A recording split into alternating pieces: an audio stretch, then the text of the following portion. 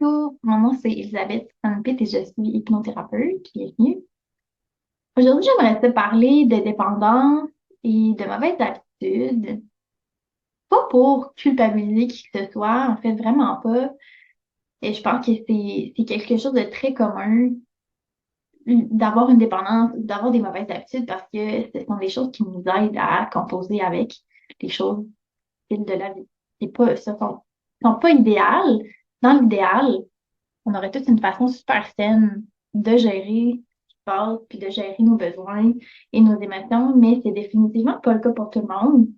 Donc, je pense que c'est plus productif d'avoir une conversation ouverte dans le non-jugement à propos de ces choses-là que, que d'en parler d'une façon qui est culpabilisante, parce qu'en fait, ça, je pense pas que ce soit aidant. Donc, c'est ça. Je veux en parler parce que on s'entend que avoir une dépendance ou avoir des mauvaises habitudes, ça peut vraiment avoir un impact sur la vie de la personne, donc sur juste son ressenti, premièrement, ça peut avoir un impact sur ses relations, ça peut avoir un impact sur son avancement dans sa vie, donc vers des objectifs futurs ou même un impact sur l'avancement et la progression de sa vie, tu sais, selon les étapes de la vie qu'on s'attendrait, disons, à avoir à associer avec tel âge, etc.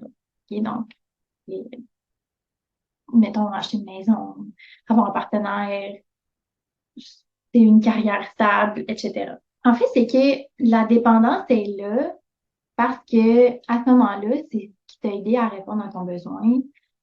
Et c'est juste devenu, avec le temps, ta solution par défaut pour y répondre. Donc, à défaut d'avoir trouvé une façon plus saine de répondre à ton besoin ou de répondre de gérer possiblement l'émotion difficile du moment, ben, c'est devenu ta solution à long terme ou ta solution, c'est la solution par défaut la plus facile par laquelle se tourner. Je pense que ce qui est important aussi à dire, c'est que la plupart des mauvaises habitudes et la plupart des dépendances vont être autour des choses qui sont très communes dans la vie de tous les jours, donc et même dans la vie familiale. Donc, c'est chez toi, possiblement, que c'est super commun de prendre une bière le soir. Mais c'est correct, ça. Puis, c'est très normal aussi d'être sur ton téléphone, de scroller les médias sociaux pendant un petit bout de temps, c'est bien correct. Le sexe aussi, ça fait partie de la vie. Donc, c'est en fait, ce sont toutes des choses qui sont normales à un certain degré. En fait, ils sont normales. Mais c'est juste que passé un certain point, donc, ça devient de l'excès, puis c'est là qu'on voit ça plus comme étant une dépendance et ou une mauvaise habitude. Mais à la base, reste que ce sont des choses qui sont disponibles et accessibles en majorité. Donc, je pense que ce qui peut être aidant, en fait, justement autour de cette conversation-là, c'est de la conversation qui est un peu culpabilisante, c'est que si chez toi, ces choses-là étaient normales, en fait, ce que je dis, je pense, c'est qu'il y a plus de chances que ces choses-là étaient normales chez toi, dans ta famille, étaient probablement plus normales que d'apprendre une façon saine de gérer tes émotions et de répondre à tes besoins. Parce que quand on pense à la façon que la plupart des gens sont élevés, c'est qu'en fait, ils apprennent jamais une façon saine de gérer leurs émotions et d'identifier leurs besoins et d'identifier une façon saine d'y répondre. Donc, dans toutes les familles, on va retrouver des gens qui boivent de l'alcool, on va retrouver des gens qui fument, on va retrouver des gens qui... En fait, c'est le sexe, c'est naturel et c'est tellement normal. Donc, on va le savoir que ça se passe. Ce sont des choses vraiment qui sont normales. On va retrouver de la nourriture. Donc, c'est tout, je pense que c'est important de prendre connaissance du fait que les dépendances se développent parce que la personne avait pas les outils au moment où elle en avait besoin pour répondre à ses besoins, pour gérer ses émotions difficiles. Et puis là, je ne veux pas faire une généralisation parce que non, je suis pas une experte en dépendance, mais je crois que les dépendances sont très communes parce que c'est tellement commun de pas recevoir de tes parents ou de ta famille ou de ton environnement quand tu grandis des outils qui vont t'aider à gérer tes émotions difficiles, donc à t'aider avec ta santé mentale, à t'aider avec les choix que tu fais, tes décisions, apprendre à te faire confiance, à répondre à tes besoins divers. Donc, tu sais, c'est plate, mais malheureusement, souvent dans le contexte familial, bien, ça va être l'opposé. Le contexte familial va apporter des problèmes, donc va apporter des émotions difficiles, va possiblement même encourager la personne à ne pas répondre à ses besoins ou à les mettre de côté pour répondre à ceux des autres. Donc, je pense que c'est important de comprendre le contexte avec lequel tu arrives jusqu'à aujourd'hui maintenant. C'est le contexte dans lequel toi, tu as grandi, ce que tu as appris, ce qui t'a été montré, parce que ça va t'aider, je pense, à comprendre, OK, mais pourquoi est-ce que ça a été tellement normalisé, ces choses-là, jusqu'à maintenant, pour que là, aujourd'hui, tu puisses, tu sais, en prendre conscience, puis choisir, OK, mais comment est-ce que moi, je veux avancer différemment? Comment est-ce que moi, je veux faire ça?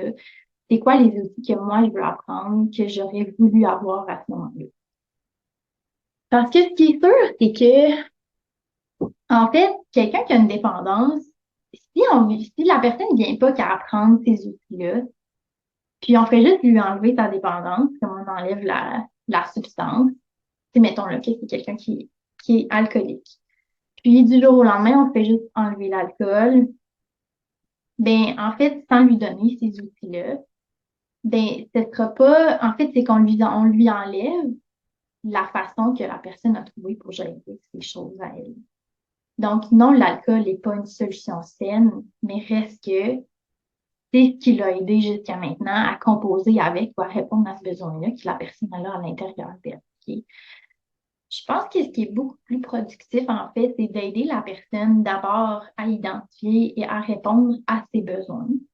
Donc, que ce soit des besoins émotionnels, des besoins en relation, des besoins, en fait, tous les besoins différents qu'on a. Mais c'est ça, c'est la capacité d'apprendre à identifier puis à répondre à ces besoins-là. Puis ensuite aussi à apprendre à gérer les émotions difficiles qui sont inévitables dans la vie de tous les jours, puis lors des événements difficiles imprévus. Donc, je pense que c'est important de mentionner ça pour commencer, pour dire que je pense pas que ce soit la meilleure solution, ce soit d'enlever complètement l'objet de la dépendance de la personne, peu importe que ce soit comportemental ou une substance ou même une mauvaise habitude comme manger ses émotions ou scroller pendant vraiment longtemps. Je pense que c'est beaucoup plus productif d'introduire dans la vie de la personne des façons plus saines de gérer ses émotions difficiles, puis une façon aussi d'identifier et de gérer ses besoins et d'y répondre, en fait. Puis on a aussi les mécanismes d'adaptation qui sont aussi appelés en anglais les coping mechanisms. Donc ça, c'est quelque chose que la personne va commencer à faire parce que dans le moment, c'est ce qui l'a aidé à répondre à son besoin. Puis, en fait, le besoin dans le moment, ben souvent, les coping mechanisms vont répondre aux besoins soit de confort ou de réconfort, de distraction et ou d'évitement, et puis de contrôle.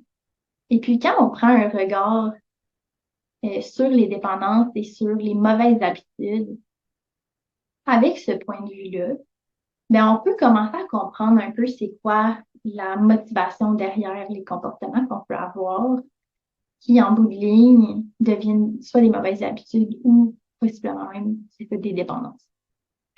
Donc, tu sais, je pense que c'est facile de comprendre comment on peut chercher le réconfort ou le confort, comment on se permet d'être distrait et comment même on peut chercher le contrôle dans certaines choses pour nous faire du bien. Parce que c'est ça le but dans le moment, en fait, de faire la chose, c'est de nous faire du bien.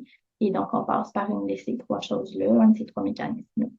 Donc, moi, la raison pour laquelle je crois que les gens ont recours justement à des mécanismes d'adaptation. Et puis encore là, c'est tout à fait normal. Je pense que tout le monde y a recours parce que, à quelque part, ça répond vraiment à un besoin. Puis on fait avec ce qu'on a. Donc, on fait avec ce qu'on connaît, ce qui est accessible, ce qui nous fait du bien. Et puis, c'est tout à fait normal. Et c'est aussi pour ça que je veux vraiment déculpabiliser le tout, là, en fait.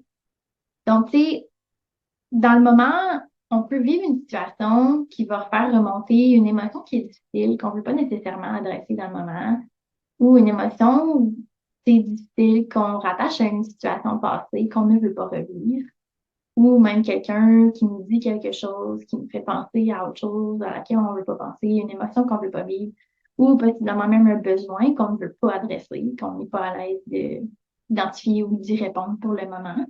C'est la façon que ça va se présenter, en fait, c'est qu'on va rechercher le confort, on va rechercher la distraction, puis on va rechercher le contrôle au travers de différents comportements et même possiblement différentes substances. Donc, par exemple, pour la nourriture, certaines personnes vont manger dans le but de ressentir du réconfort. Donc, comme du comfort food, de manger ses émotions, c'est vraiment, ça va répondre à ce besoin-là. Et puis, en même temps, ben, manger, ça peut servir de distraction. Donc, la personne va peut-être manger dans l'espoir de ne pas avoir à penser à ce qui se passe, à ce qui a été soulevé. Peut-être même un questionnement qu'elle a ou quelque chose qui l'inquiète. Et puis même, la nourriture sert aussi parfois de contrôle. Ça, on va retrouver ça souvent dans les gens qui ont des comportements malsains envers la nourriture, comme dans du disordered eating, donc des choses qui vont ressembler à des troubles alimentaires, en fait. Donc, c'est ça, c'est quand la personne de contrôler ce qu'elle mange, puis d'avoir vraiment un contrôle sur la quantité, tu sais, sur ce qu'elle mange, quand elle mange. Donc, je pense que ça, c'est vraiment, c'en est un mécanisme d'adaptation, de rechercher le contrôle au travers de la nourriture, parce que c'est quelque chose pour lequel la personne a vraiment un contrôle. Donc, ça lui ramène un sentiment de contrôle, en fait. Il y a tellement différentes façons que le confort, la distraction et le contrôle vont se présenter. Puis ça va être différent un peu pour tout le monde. Puis les degrés aussi vont être très différents. On va prendre un autre exemple aussi. Tu sais, si on parle de sexe, ce qui peut être une dépendance comportementale. Donc, le sexe peut servir de confort. Donc, ça me réconforte de savoir que je suis voulue, par exemple. De distraction, donc pendant l'acte, la personne ne pense à rien d'autre parce qu'elle est dans le moment. Et, ou même de contrôle, donc avoir un contrôle sur une autre personne ou sur l'interaction, ce qui peut lui redonner un sentiment de contrôle dans sa vie. OK? Donc, tu sais, c'est super intéressant à quel point vraiment, tu sais, les trois mécanismes d'adaptation, donc le confort, la distraction, puis le contrôle, vont vraiment, peuvent se présenter de tellement différentes façons. Et en bout de ligne, leur but, c'est vraiment de répondre à un besoin dans le moment. Si on prend un autre exemple, on pourrait dire que lors d'une période de stress ou d'incertitude, d'avoir tendance à te réconforter, disons, en mangeant, en écoutant un film, à te distraire en scrollant sur ton téléphone, puis à essayer d'avoir un certain contrôle, peut-être par exemple en étant perfectionniste avec toi-même et avec les autres, donc en critiquant peut-être tes façons de faire ou même en critiquant les façons de faire des autres, donc tu sais, de chercher à ce que les choses soient d'une certaine façon, donc de contrôler ces éléments-là dans l'espoir de reprendre un sentiment de contrôle. Je pense qu'on peut facilement identifier dans un mercredi soir bien normal pour tout le monde. Tu sais. Donc, tu sais, je pense que ce qui est important de comprendre, c'est que toutes ces choses-là en soi ne sont pas malsaines. Donc, tu sais, scroller sur ton téléphone, c'est pas malsain. De manger en écoutant un film, c'est pas malsain. Même, tu sais, d'avoir une critique envers le comportement de quelqu'un d'autre, c'est pas malsain, c'est une opinion. Ce qui devient moins aidant, ben, c'est quand ces choses-là sont utilisées pour faire du réel besoin et pour justement faire du réconfort ou de l'évitement et ou pour amener un sentiment de contrôle parce que la personne se sent pas bien à quelque part à l'intérieur d'elle, puis elle a un besoin qui a besoin d'être satisfait, elle a un besoin qui est non répondu, ou elle a des émotions difficiles qui essaie de surmonter. Puis ça, en fait, c'est qu'à long terme, mais ça a un impact sur la personne, sur sa confiance en soi, sur son estime, mais aussi sur son développement, sur son avancement dans sa vie et aussi sur ses relations, là. C'est quand c'est l'usage constant, je pense, mais c'est aussi quand ces choses-là vont compenser pour autre chose. Parce que non, c'est pas malsain d'écouter un film, non, c'est pas malsain de scroller sur ton téléphone. Sauf que quand ces choses-là compensent pour quelque chose que tu as besoin de gérer ou que tu as besoin d'adresser, comme un besoin, comme une émotion difficile, ben c'est que ça risque de te retenir, puis de te frustrer en fait parce que tu as l'impression de ne pas avancer. Puis en fait, après, ce qui arrive, c'est que tu vas non seulement vivre la déception puis l'impact du fait de ne pas être plus avancé que tu l'es, mais ça va aussi que tu vas vivre avec les impacts de ces comportements-là. Donc, c'est c'est de manger souvent devant une émission, ben, tu sais, ça se peut que tu te sentes pas bien dans ton corps parce que t'as, tu sais, t'as pas été présent, donc tu as mangé plus que tu avais faim, ou tu sais, tu peux être un peu surstimulé ou sous-stimulé parce que tu as juste pas sur ton téléphone puis tu écouté des films, mais ça veut dire que tu n'as pas utilisé ta tête. Donc, tu sais, c'est possible que tu te sens juste pas comme toi-même, puis que tu te sens déconnecté de toi-même, de ton corps, de ton intuition, tu sais. Donc, selon moi, l'approche est d'apprendre à gérer les émotions difficiles, comme je l'ai dit tout le temps, mais de façon saine de le faire. Puis aussi d'apprendre à identifier puis à répondre à tes besoins différents. Et puis ça, les deux, en fait, ces deux choses-là, ça peut vraiment être un grand défi pour beaucoup de gens parce que, comme j'ai dit tantôt, c'est peu commun qu'on apprenne ça dans notre contexte familial, malheureusement. Donc, une façon saine de le faire. Si ta dépendance actuelle ou ton habitude actuelle répond à un besoin, mais le but, c'est d'identifier c'est quoi ce besoin-là, puis d'essayer de trouver une façon plus saine pour y répondre avant de retirer la dépendance elle-même, tu sais.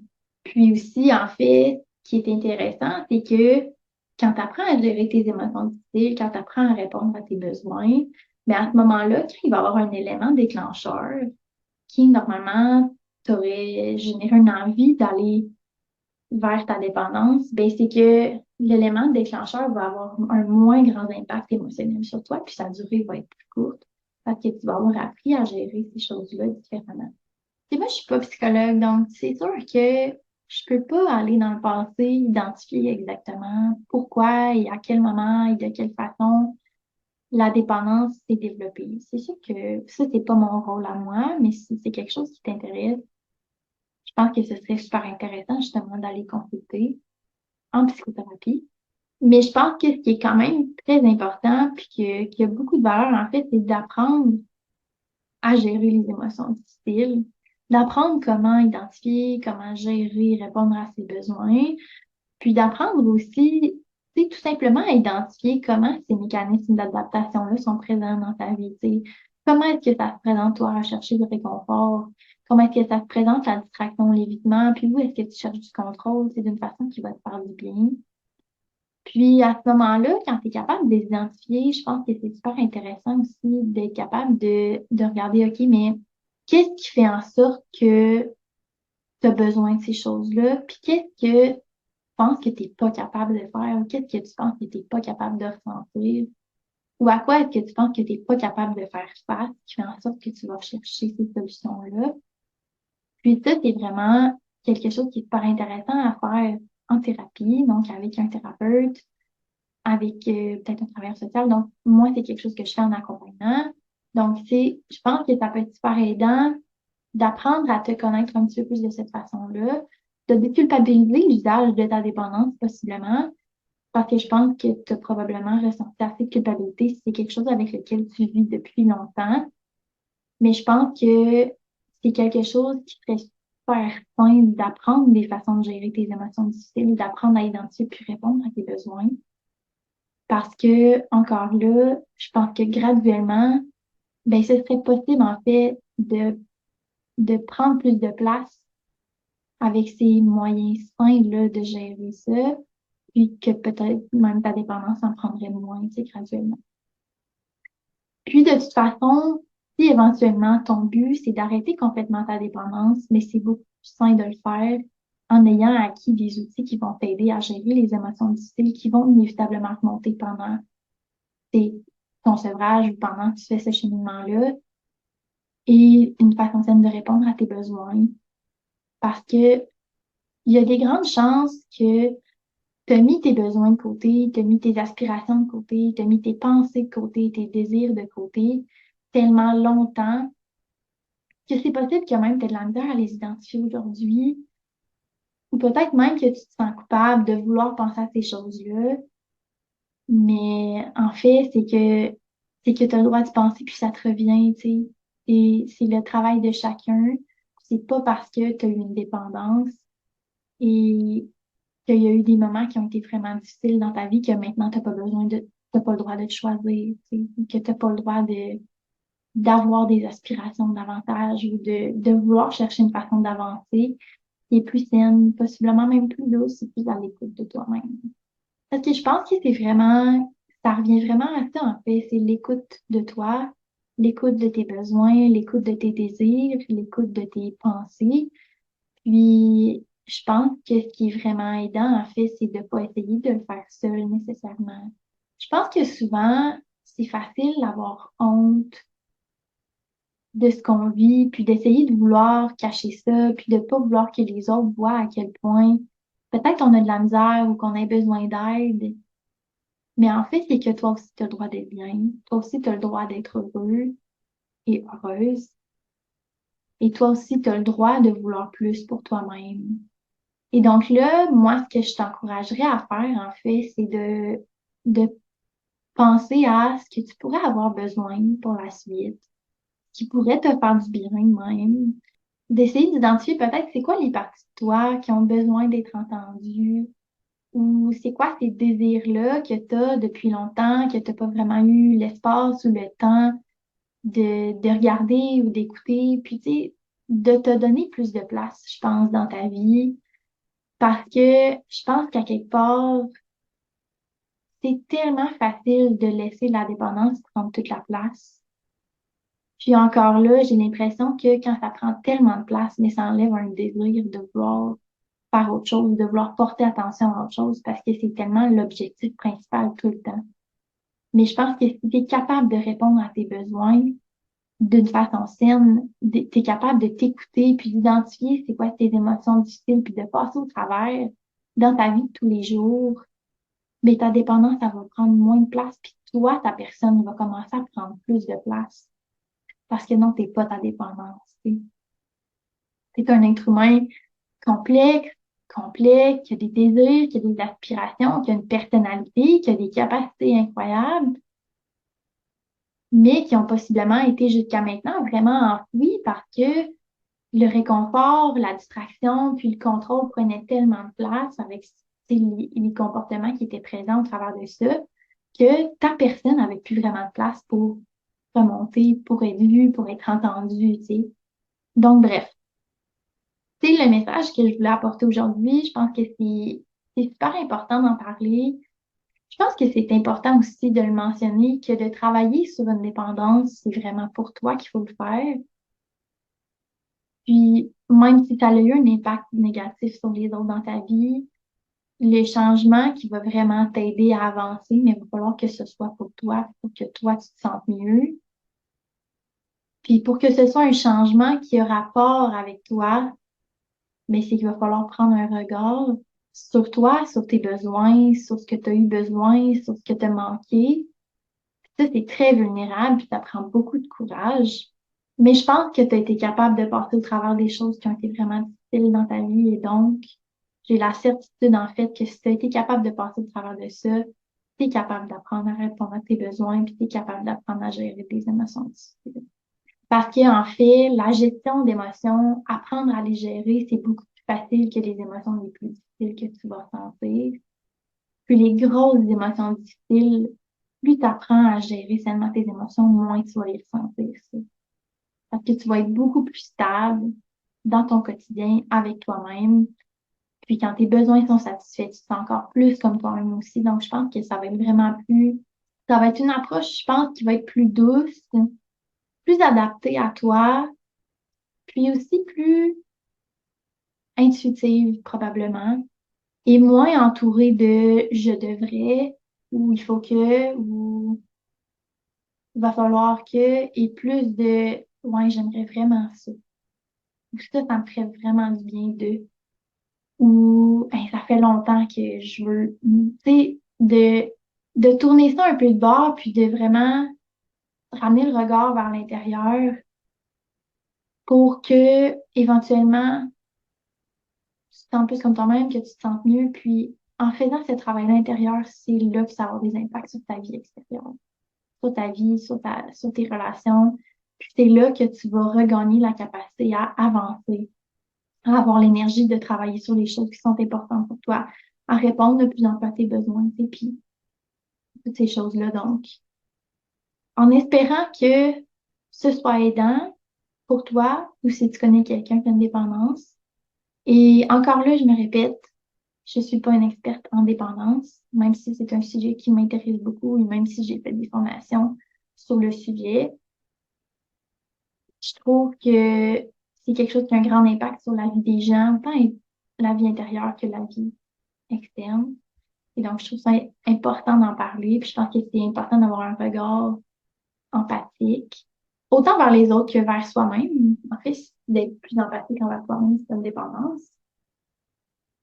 Puis même envers les autres, c'est peut-être de comprendre le rôle que la dépendance a là, puis le besoin qu'elle répondait. Donc, tu sais, je pense que ça peut être super intéressant. Et évidemment, comme je dis tout le temps, ben si tu en ressens un besoin, je te conseille d'aller chercher de l'aide, donc d'aller chercher l'aide d'un psychologue, ça peut être un travailleur social, ça peut être un thérapeute, hypnothérapeute comme moi. Dans l'idéal, en fait, c'est de trouver quelqu'un avec qui tu te sens à l'aise, avec qui tu peux être toi-même, à qui tu fais confiance, parce que je pense que c'est là que tu vas vraiment pouvoir être moins dans la performance, puis être plus dans le ressenti, puis plus vraiment te, te développer, puis te sentir comme toi-même au lieu d'essayer de faire les bonnes choses pour les autres. Tu comprends? Donc, c'est ça pour aujourd'hui. J'ai l'impression que j'en ai dit beaucoup, puis j'ai l'impression que je pourrais en dire encore plus, mais on va y aller avec ça. Fait que merci d'avoir été là. N'hésite pas si tu as des commentaires ou des questions.